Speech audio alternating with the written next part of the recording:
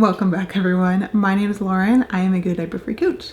And today in this video, we are going to talk all about self-initiation and clicking, because I think that's every parent's potty training dream, right? To have your child tell you that, hey, I need to go potty, and then they just kind of do the process. So this journey of clicking, like self-initiation, is not just like a straight shot. It's way more of a gradual drawing of like the sun coming up. So I think we all have this hope that toddlers, just like on day 1 or day 2 of potty training, they'll just start initiating themselves. And I think we have these expectations in our head as we start the potty training process. Might be like, hey, I gotta go potty. Oh, awesome. So it might actually take weeks instead, not days, to understand that they need to go. So it's not an overnight thing. So, think about scenarios where families try to get pregnant for a long time. They try and try, and it's not until they kind of stop trying, they stop having these expectations that it's going to happen, and then they suddenly get pregnant.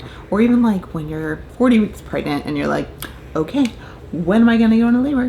When am I going to go into labor? When am I going to go into labor? And it's kind of like finally when you like let go of that expectation in your head, that you kind of just focus on something else and then you go into labor. So I think hearing that can be really validating for parents, because we get caught up in these internet ideals of like, my child should be initiating by now, like we're on day 7 or we're on day 10 or we're on day 14.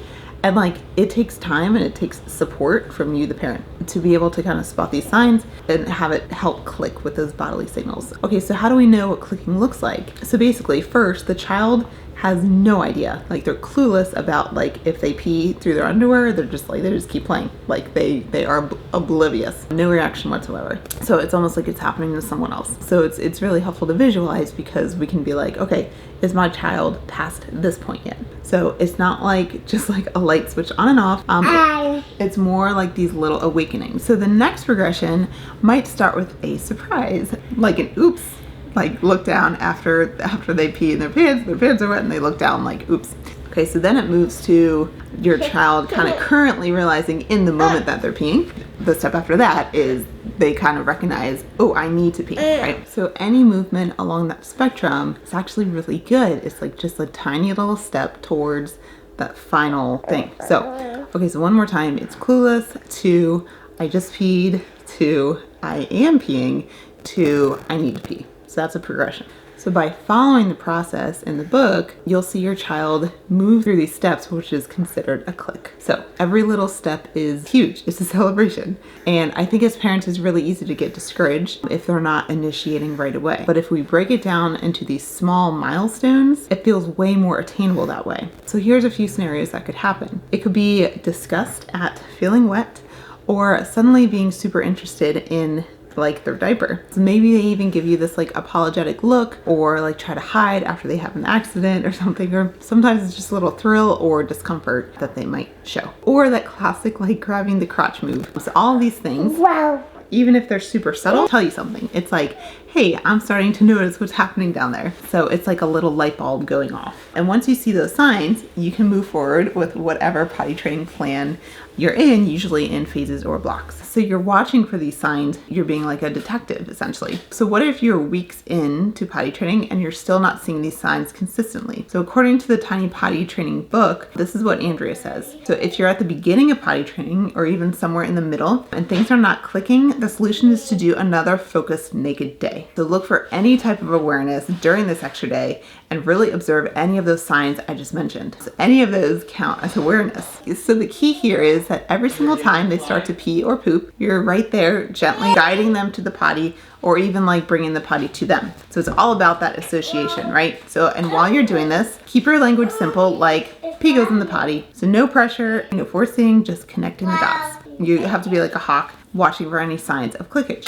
So you're looking for their rhythms, their pre-potty cues. Like, do they always do a little dance before they pee? Do they get really quiet? So you're gathering intel, but without being like creepy and staring them down. Because as you might know, hyper-focusing or kind of like hovering creates potty resistance. It's that balance of being present, but also attentive, not making them feel like they're under a microscope. Okay, now let's talk about a specific situation that some of you might be in. So going from elimination communication, or EC, to full-on potty training. So I'm going to go over some interesting challenges that EC parents might run into with self-initiation. So it is kind of like a paradox, because Things that make EC work so well in the early days can actually make self-initiation trickier later on. So what happens is that EC parents, they get really good at anticipating their kids' potty needs. So they see the signs, they swoop in, but that can actually slow down the development of the kid's own like urge recognition during potty training. It's like they're being so used to your external cue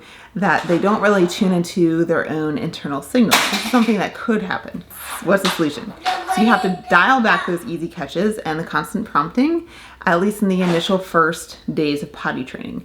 So it's about passing the baton, letting them take charge of their own potty business. So otherwise, it's like you're saying, I am still the potty boss.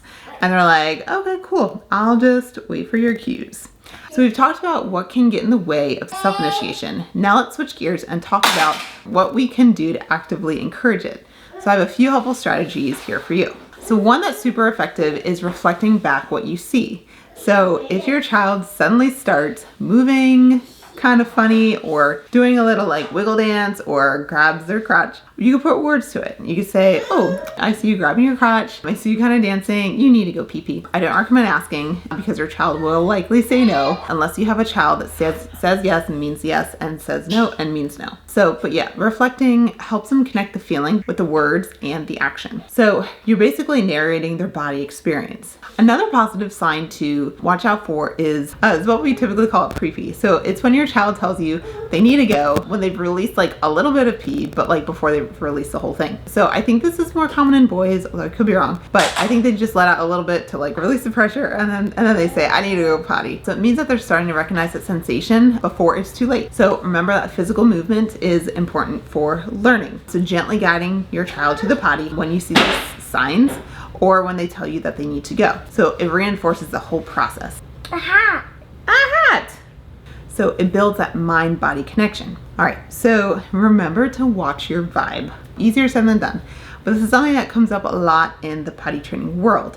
If you're stressed and frustrated, your child will pick up on that and likely kind of be tense or anxious around the process. So be as calm as you can, just keep it matter of fact, like it's just a normal part of life, because it is. Now to get a different perspective, we're going to look at how other cultures handle this whole pottying thing.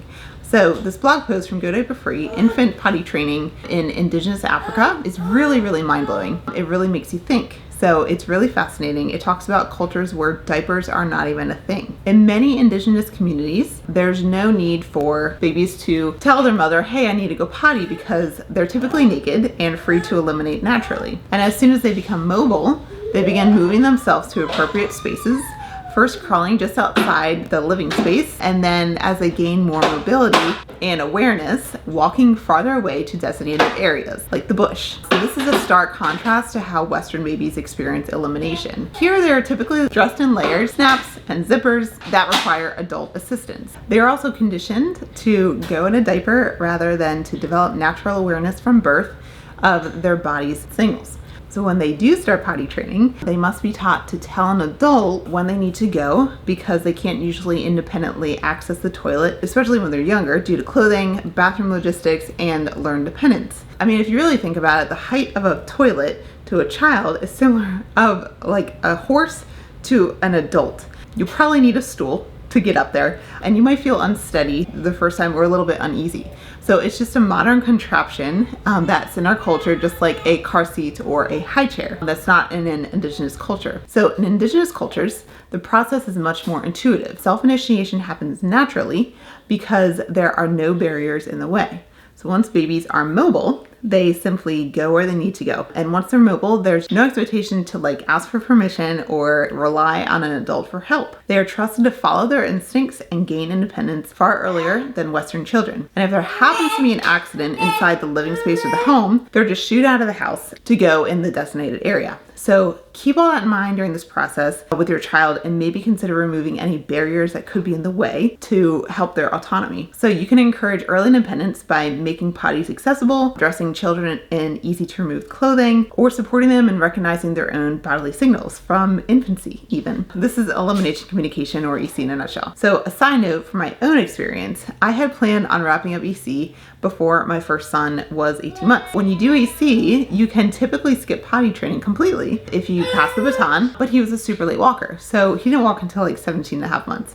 So by that point, we were in potty training territory, which to me was actually fine because I'm like, hey, I'll be teaching both EC and potty training. So I should probably go through this process to kind of know what it's like. And so he was already signing potty for needing to go poop. He could put the seat reducer on and off the toilet and was familiar with the potty process, all of that. No problem. But I remember like, I think it was day 10 of potty training, he wasn't self-initiating. And I was also documenting this journey on social media, which by the way, I do not recommend because that's putting a lot of pressure on you, the parent, and people literally come out of the woodworks to give their own opinions on potty training. But you know, I was like documenting it and I was starting to feel pressure like, oh, you should be initiating by now. And again, like creating that timeline in my head when I really needed to let go of that expectation. So during this time, I had gotten like potty books, potty training books from the library, and they were okay. I ordered the Tiny Potty board book thinking maybe this will help. Now, maybe this is a coincidence. Maybe it was going to click for him anyway on day 14 or whenever this was. But after the book was delivered, we read it a couple times. Later that afternoon, not even joking, he started saying potty before he had to pee. And I was completely blown away. I was amazed. So anyways, this book is great and could help if you're interested. I also want to clear this myth that potty training does not mean no accidents ever again. Accidents can be part of the deal. So it's like learning to walk. You're going to fall down a few times once you start learning. So the takeaway here is that self-initiation, it is a process. It unfolds over time. Ultimately, we have to trust that our children can learn this. To wrap it all up for you, self-initiation, it is a journey, not a sprint. It takes time, consistent support, and knowing what to look for, those little aha moments. And remember, progress is rarely linear. Setbacks happen and they're normal. Remember those different cultural approaches to pottying. So it really highlights how powerful that tuned in caregiving can be. So what little signals is your child sending you right now? Maybe something super subtle. That's your homework to kind of see those subtle signs, see if there's anything else. So go forth and observe. By the way, I have been asking my Instagram followers what videos they want to see each week and they vote on it. So this is just due to the popular vote. If you're not following me on Instagram, go ahead on over there. I'm at Diaper Free Diaries. Thank you again for watching and I'll see you next time.